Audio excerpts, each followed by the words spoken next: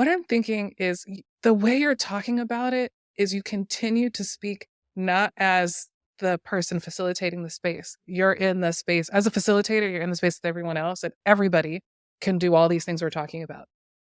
Like the agreements or whatever the group has said they want to do together frequently still fall on the facilitator to facilitate and Mhm. remind. Like if group agreements need to be reminded, it feels like the facilitator needs to remind. But what you're talking about though is the point of a shared space, the point of agreements, the point of practicing all of this is for everybody to engage in the process. And like you said, there's no spectators. We're not out, we're all in this process together. And it's making me think about what I believe people talk about and desire, and the reason for the group agreements that most people, if they're doing this work, I think they know what group agreements are. The reason they're established is so people use them. But when it's time to use them, more often than not, the group members don't use them. They want the facilitator to remind the group. Yeah. And I think that is a little bit of the facilitator giving up power, ceding power, acknowledging it, stepping out into the, like this sense of unease that participants may feel when the facilitator walks into the room. Oh, who's this facilitator? How's this going to go? What if the facilitator allowed themselves to be in the same space of being vulnerable, embracing the intimacy of being part of the group? So when I think about, like I talked to you earlier about this cipher model, that there's no spectators. Either folks are performing and in the center of the cipher, the dance circle, the whatever it is, and they're spotlighted, if you will. They're the speaker maybe, or they're engaging and sharing an idea.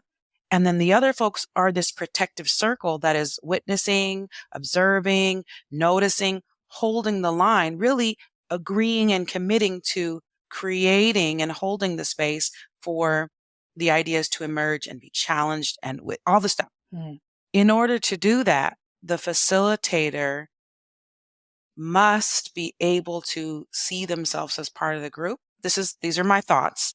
Yeah, that's fair. And so they're not necessarily agreements, because agreements, yeah, I agree, you agree, we agree. Words are super important.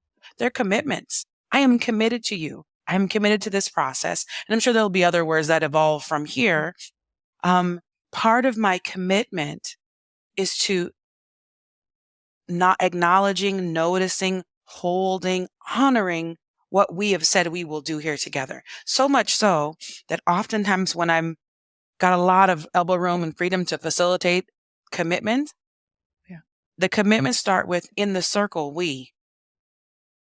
And that's everybody. Me, the Mm, facilitator of the mm, group, in the circle, we, so that I am helping mm. folks to set an expectation that this is what we do. This belongs to us Yeah. collectively, so that this is how we operate Yeah. in our shared space. And it may be for this moment. My hope is that you take these and your circle is different because it's transformed when I'm not here. But take these with you. And then when someone else steps into the space, how do you all do things here? How have you been doing them? Yeah. Now that I'm Yeah. joining your house, now that I'm joining your group, now that I'm joining this moment, which will never occur again in this unique Yeah. way, may I offer a little something? Because while I'm here as your guest and possibly as the facilitator and joining your group as a newer member, I have some thoughts that I'd like to offer. So I typically offer something to the commitments as well. Here's something I was thinking, or, oh, there's a thing that I heard there that really resonates with me. I'm up for that. Yes, I agree with everything you're saying. I think, and sometimes I probably do that. But again, it's rubbing up against this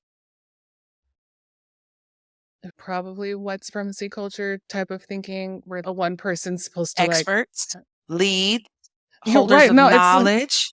yes, it's just so interesting. And I'd be trying to tell people, I'd be as honest as I can. Look, I train and teach people and I gotta work on my stuff too. So I have to have an awareness that this is a thing that comes up in me.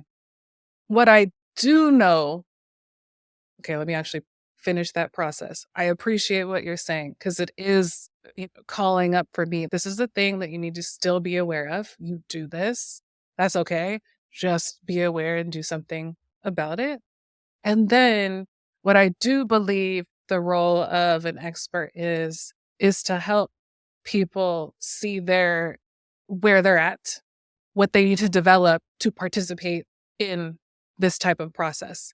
Because while we're saying what we're saying makes so much sense, there's just what we're talking about is just not what people have experienced, not what they have learned, and they've got their own reasons why. And it's like, what do you need? What are you experiencing as this is happening? And what do you need to develop in yourself to participate in this process that you all are saying that you want to share? So a lot of that first dig of the process is like the expert, I'm taking the brush and I'm showing you this. I'm doing this first.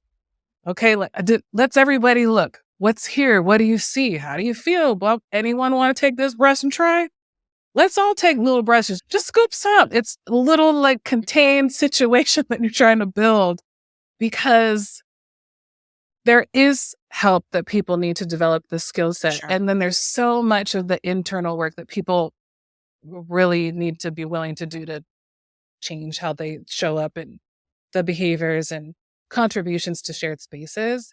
I'm just really appreciating this isn't something solely on people who hold privilege or power or seemingly the facilitator in the process to do all of this. And I love the language of what are our agreements. It's easy. I facilitate spaces that I'm already a part of. I can say we, but I don't use that word even when I go into spaces that I'm not necessarily a part of long term. What do y'all want to do? And I just really like the reframe because I'm there while I'm there to say we. And I think it could be both. I think that what you're reminding me of as you're talking is this idea of one of my favorite things is this concept of a continuum, that there's this ongoing, it's not really delineated by either I'm giving you agreements and you all are doing it, or we are doing this collective thing.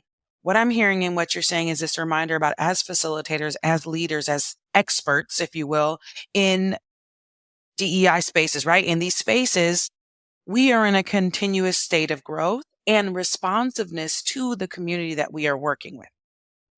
And there is the possibility that we could notice, and I heard you say earlier, noticing this about yourself and changing it. I don't know that there needs to be change.